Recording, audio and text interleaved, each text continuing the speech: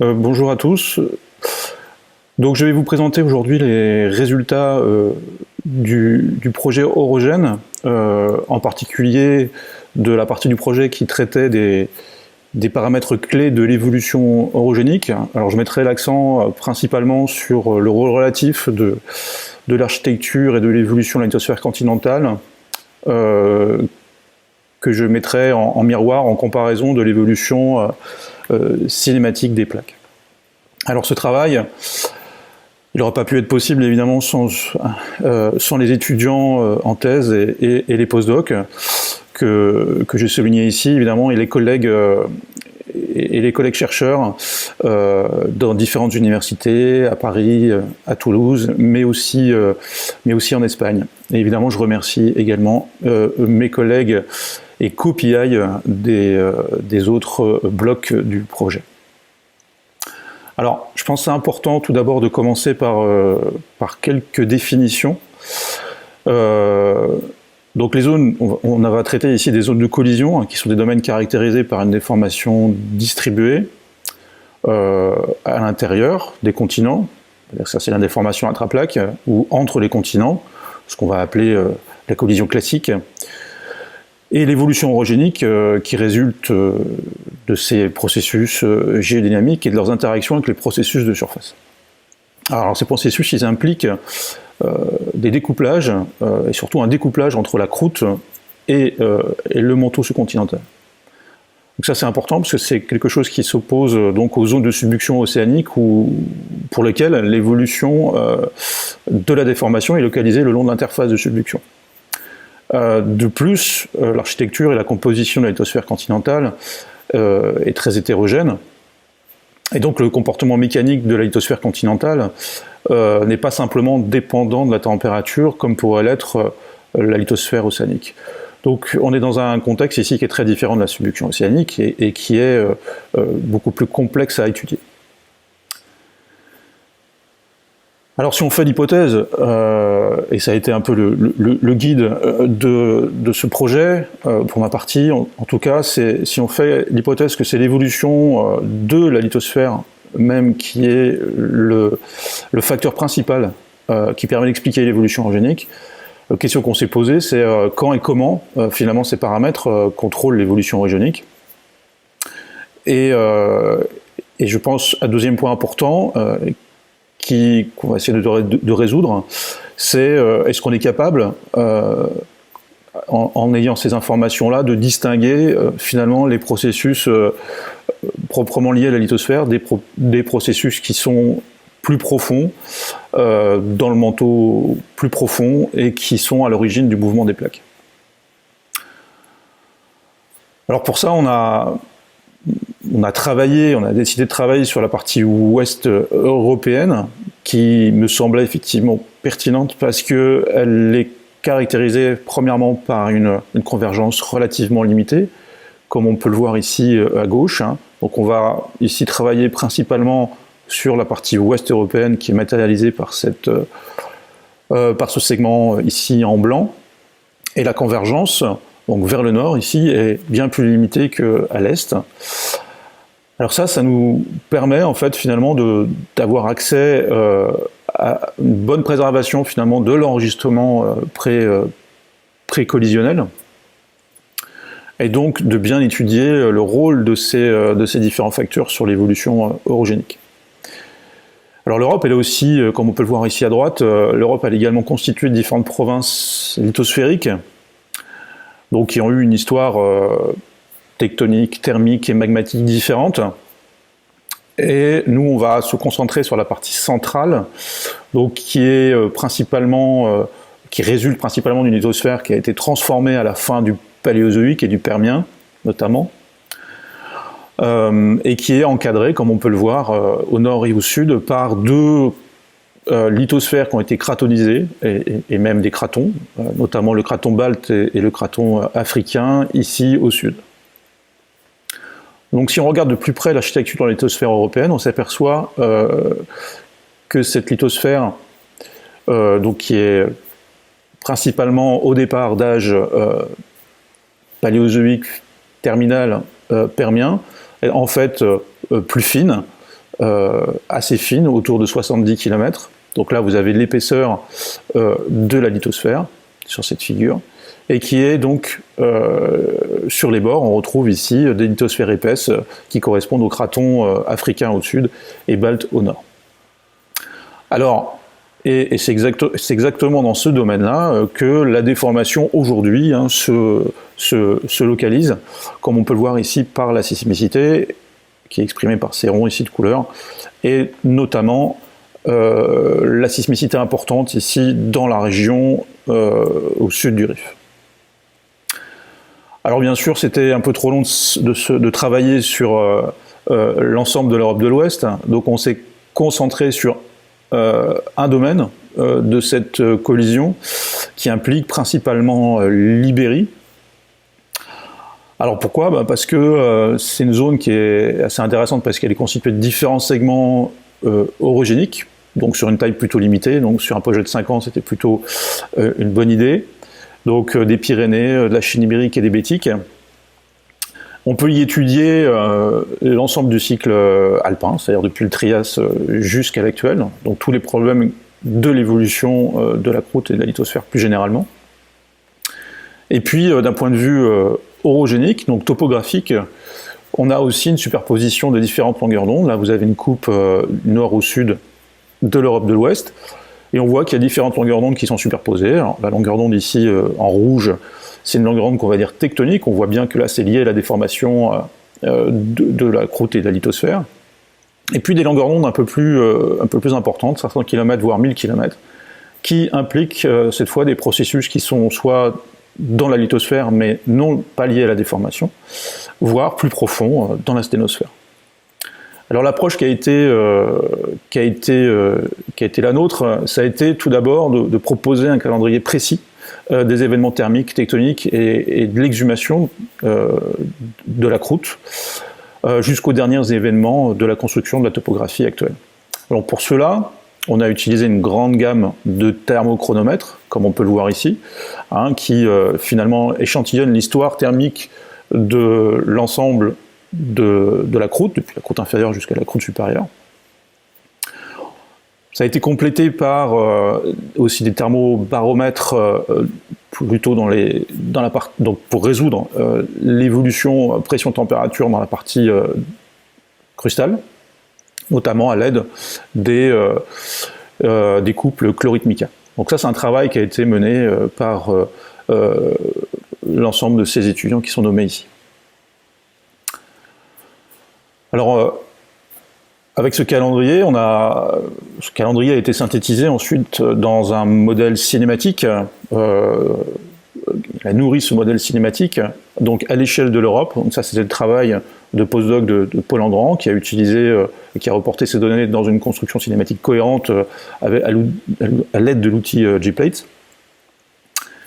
Et en parallèle, on a étudié les processus thermomécaniques à l'échelle de la lithosphère à l'aide de la modélisation 2D et 3D en utilisant le code Pétatin. Donc ça c'était le travail d'Anthony Jourdon en collaboration avec Laetitia Lepourier à Paris.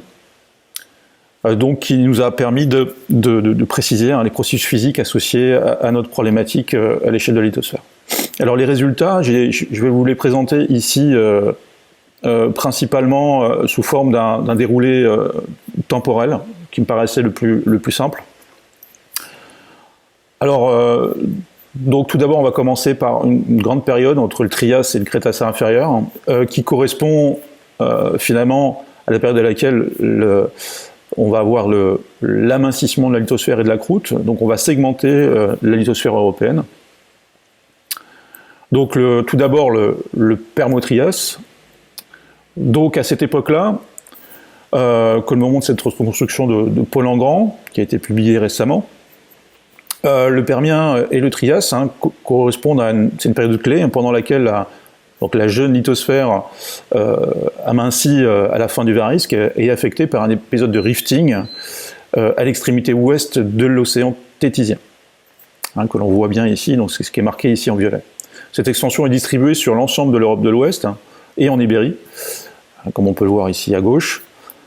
et qui contribue par exemple à isoler un bloc Èbre par rapport à un bloc Sud-Ibérie. Alors cette période, elle est aussi évidemment importante, on le sait parce que à la fin du Trias, on dépose une quantité importante d'évaporites. Et ça va permettre, ça a des propriétés importantes puisque ça va permettre à la croûte de s'amincir assez rapidement et de créer des bassins SAG, c'est-à-dire non déformés. Et donc ce découplage à mi-croûte dans le sel va permettre une exhumation rapide du manteau. Donc ça a des conséquences évidemment importantes sur l'évolution à la fois du rifting, mais aussi lors de l'immersion, et ça a été bien montré.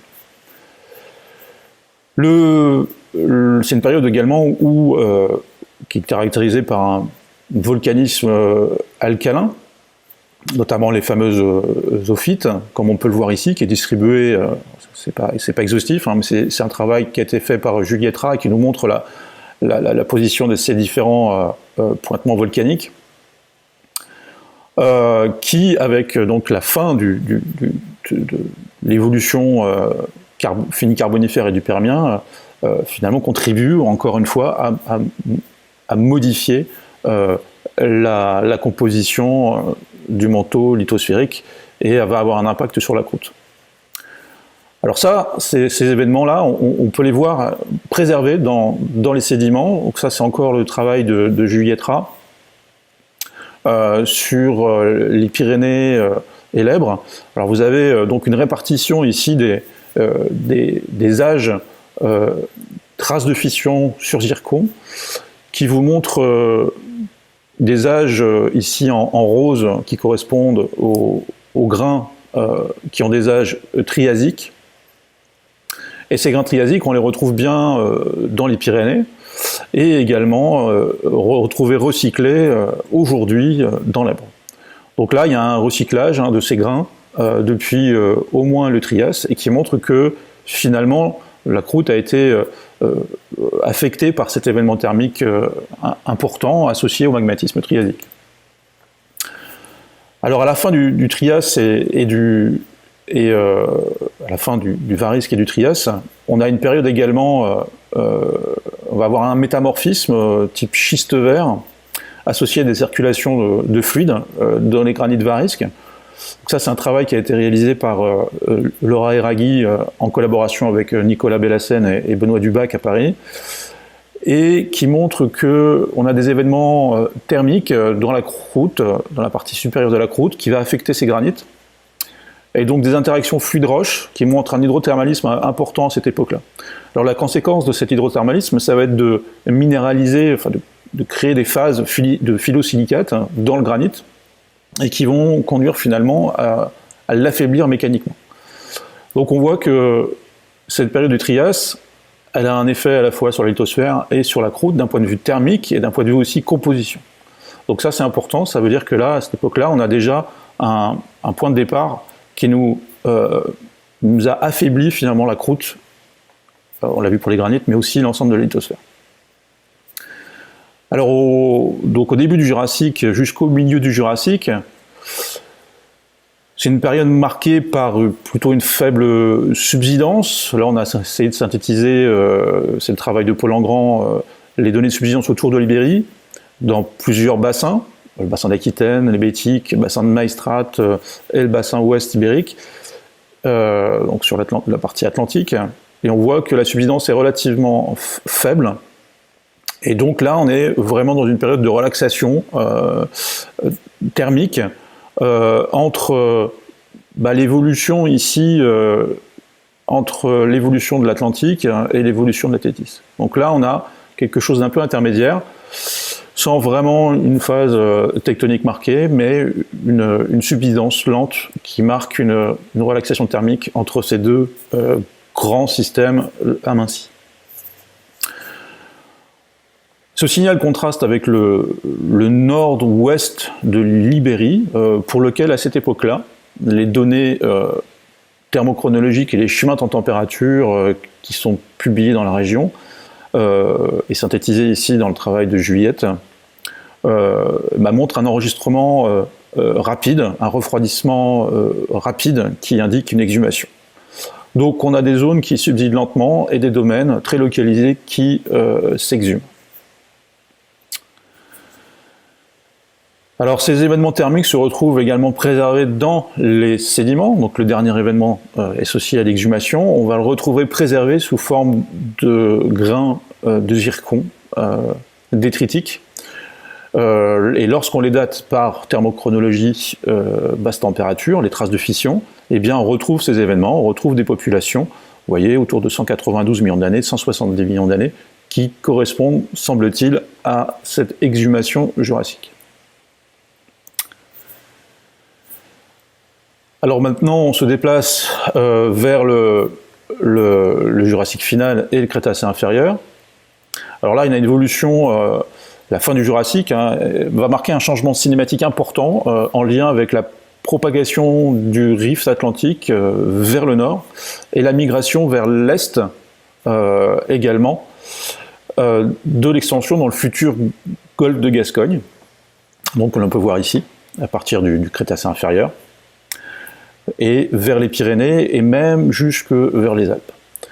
Donc c'est également une période à laquelle s'isole plus nettement le bloc Èbre, qu'on peut voir ici, et qui migre plus rapidement vers l'est que le reste de l'Ibérie. A noter également que les blocs Alcap et K, là, donc qui seront les futurs blocs qu'on va retrouver autour de la Méditerranée occidentale, les blocs continentaux, ils forment un ensemble continental variablement aminci, dans une zone plutôt contrôlée par le rifting de la Thétis alpine, en lien avec l'ouverture de l'Atlantique, et qui est donc positionné sur un domaine du rift plutôt en échelon, comme on peut le voir sur cette reconstruction. Alors cette période nous a amené, dans le cadre du travail d'Anthony Jourdon avec Laetitia Lepourier, à étudier la propagation des zones de rift. Anthony montre notamment, avec un papier récent, comment la propagation du rift ne se fait pas de manière continue, mais au contraire par saccades et par période de ralentissement, à l'origine des zones transformantes, comme on peut le voir ici au niveau de l'Atlantique, avec les âges d'accrétion qui sont très différents de part et d'autre de la transformante. Et pendant ce ralentissement se développent des domaines de rift obliques, voire des décrochements, et qui pourraient être rapprochés de l'histoire tectonique précoce du rift pyrénéen, où il y a beaucoup de questions qui se posent sur l'ouverture oblique du rift et quand commence l'accrétion vraie, orthogonale, associée au rifting. Alors l'histoire de cette transition, donc qui va conduire à la localisation du rift pyrénéen, on le voit bien sur cette figure synthétisée par Juliette Rat encore, qui montre la migration de l'extension depuis les bassins sud plutôt jurassiques supérieurs, notamment le bassin de Caméros, ce rifting, cet amincissement, va finir par se localiser à l'Albien dans les Pyrénées.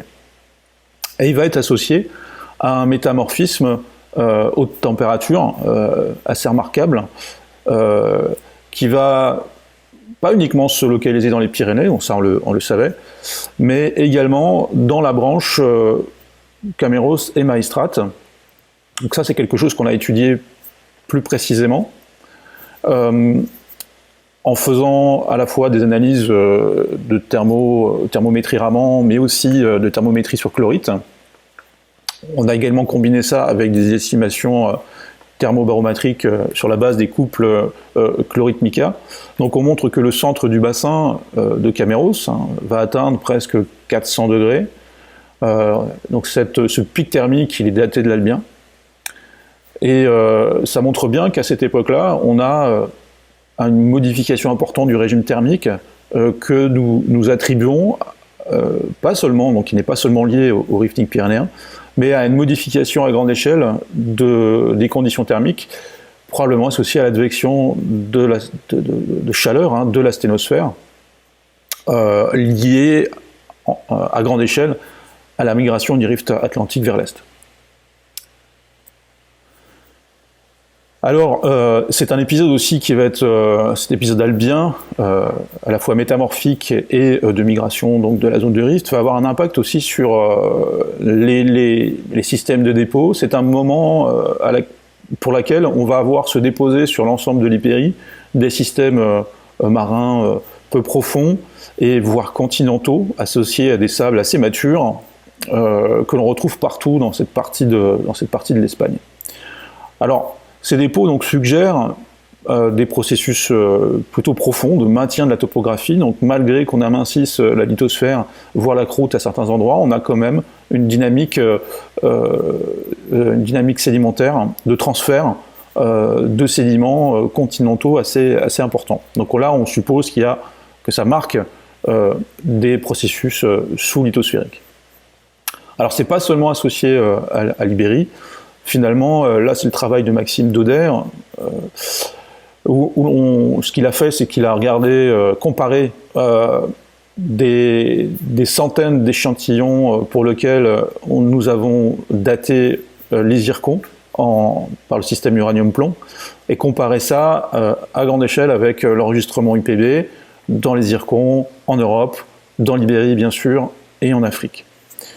Et il montre que finalement à cette époque-là, on a des systèmes sédimentaires effectivement très dynamiques, assez matures, comme on peut le voir avec des sables principalement quartzeux, très riches en quartz, un peu de feldspath, donc des sables assez matures qui vont se mettre en place à grande échelle. Donc on peut supposer que l'événement albien que l'on voit et qui est associé à la localisation du rifting est aussi associé à grande échelle à un événement topographique majeur et sédimentaire majeur. À la fin du Crétacé et du Paléogène, donc on passe à l'étape suivante, qui va marquer donc la phase d'exhumation principale et de fermeture des domaines de rift précédents, et donc du début de la construction orogénique proprement dit. Alors, donc sur notre reconstruction de Polengran, on voit que effectivement, dès le début de la convergence Crétacé supérieure, eh bien, on va avoir un raccourcissement sur l'ensemble de l'Europe de l'Ouest, depuis l'Afrique du Nord, donc, par exemple dans l'Atlas, jusque dans la partie ici des bassins germaniques, en limite des domaines varisques. On verra ça un peu plus tard. Donc la plupart des bassins marginaux, à ce moment-là, sont inversés, et une grande partie de l'espace océanique a été ouvert précédemment associé à la tétis alpine et ou au rift pyrénéen se ferme ou est en train de se fermer à ce moment-là.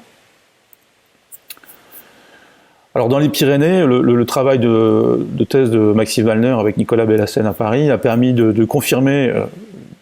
Là, vous avez ici un chemin temps-température fondé sur des données de zircon par le système hélium et le système trace de fission, a permis de confirmer que l'exhumation dans la zone axiale des Pyrénées débutait bien à 70 millions d'années. Donc c'est des choses qu'on avait un peu déjà vues, mais là, maintenant, on a des informations avec ces données très solides, et qui montrent surtout que c'est associé à un événement de déformation dans la zone d'étranglement du rift, donc qui est la première zone ici à enregistrer la déformation, une déformation qui est très distribuée, et dans une zone qui avait enregistré aussi, et ça on le montre par ces données, un réchauffement important à l'Albien.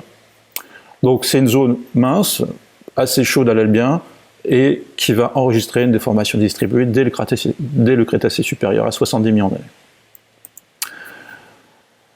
Alors les données dans la chaîne ibérique, les données thermochronologiques ici dans les sédiments valanginiens du bassin de Cameros nous montrent également quelque chose d'assez synchrone. On est sur des données un peu différentes. On a des traces de fission sur zircon, des traces de fission sur apatite, mais qui montrent encore une fois une exhumation autour de 60 millions d'années synchrone avec les Pyrénées.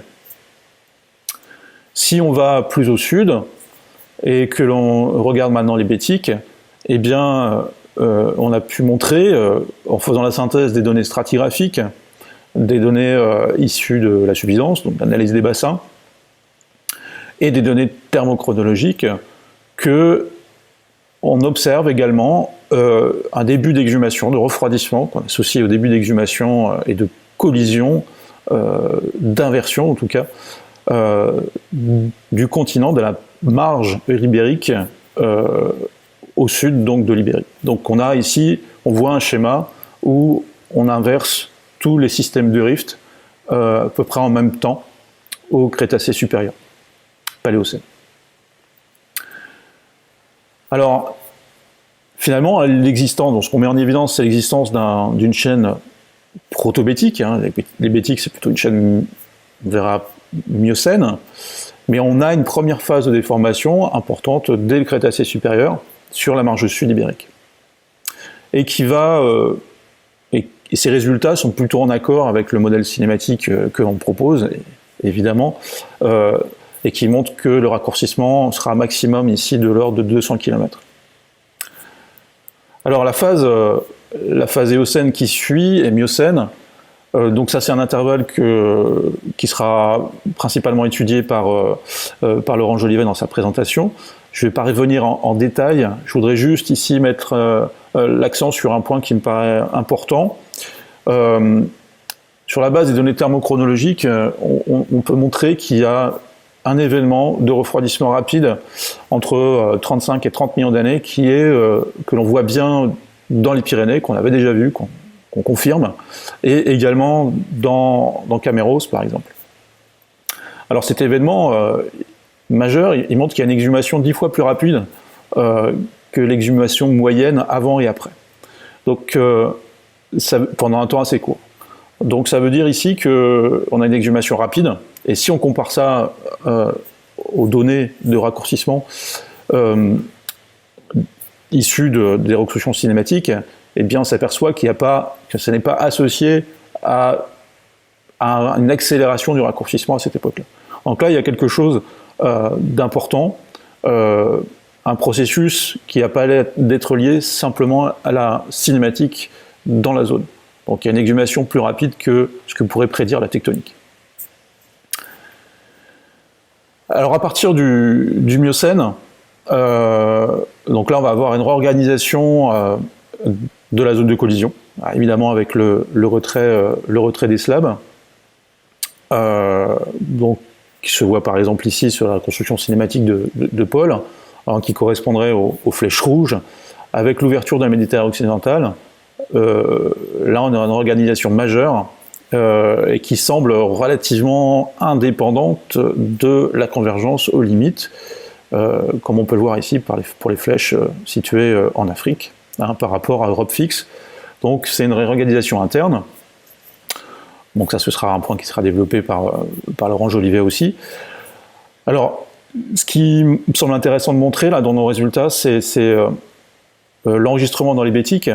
On voit qu'il est associé, cet événement, à un épisode d'enfouissement rapide.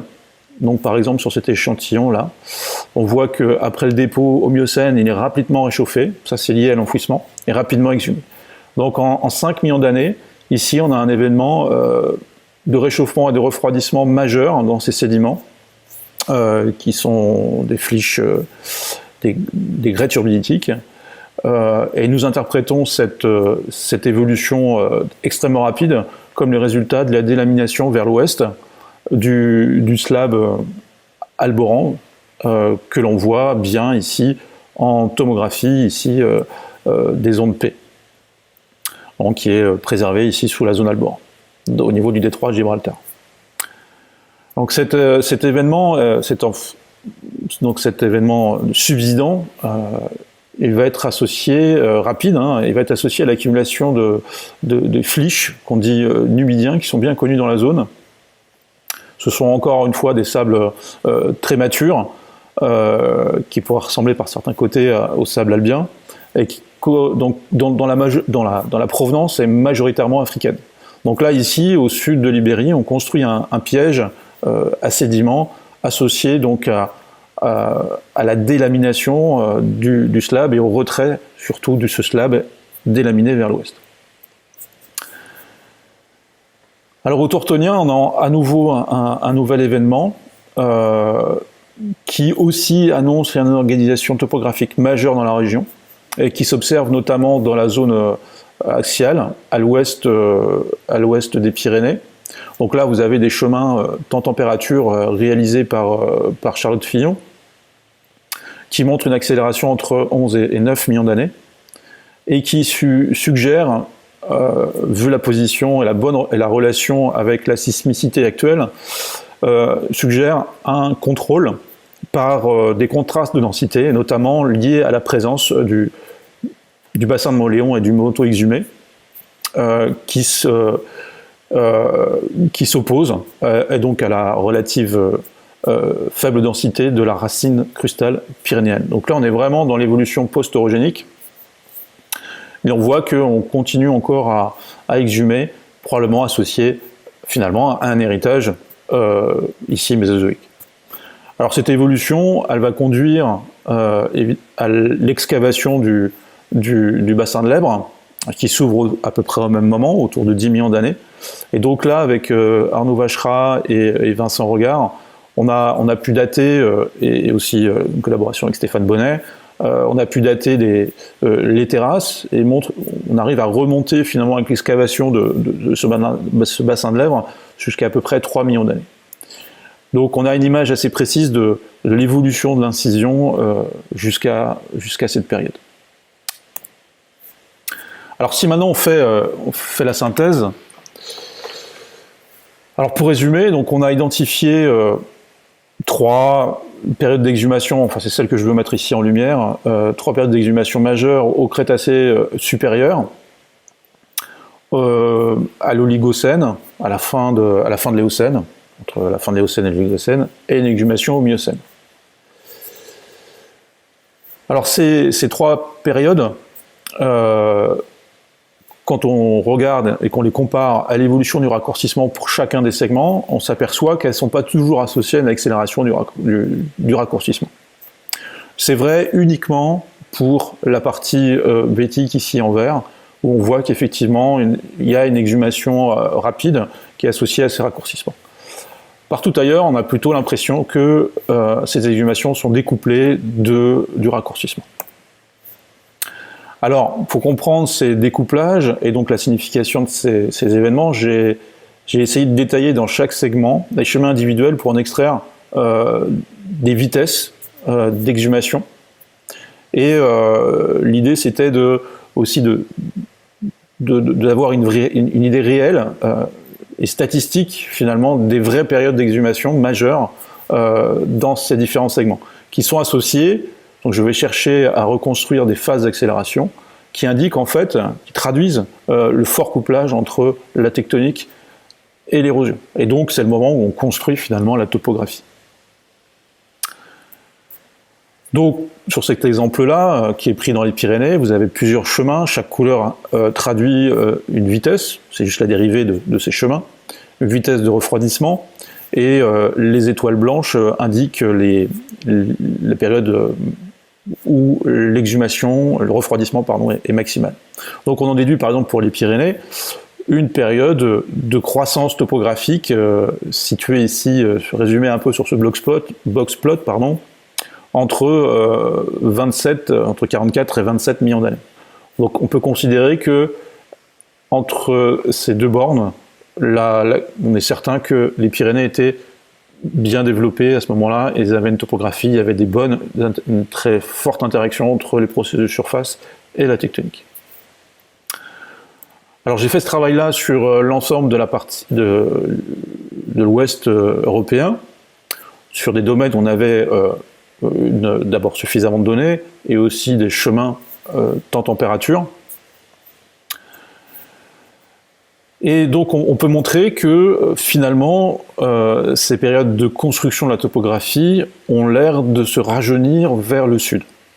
Hein, vous notez ici, ça c'est un massif de Lars, qui est un massif varisque, qui va être réexhumé donc ici au Crétacé supérieur. Et les Pyrénées et la chaîne ibérique, plutôt exhumées, vous voyez, entre, comme j'ai dit tout à l'heure, autour de 40 millions d'années. Et puis l'Atlas qui est un petit peu entre les deux, et les Bétiques plutôt autour de 20 millions d'années. Donc on a en tout cas une tendance vers une exhumation de plus en plus jeune vers le sud. Alors ça ne veut pas dire que la collision est plus jeune au sud, hein, on parle vraiment de la topographie.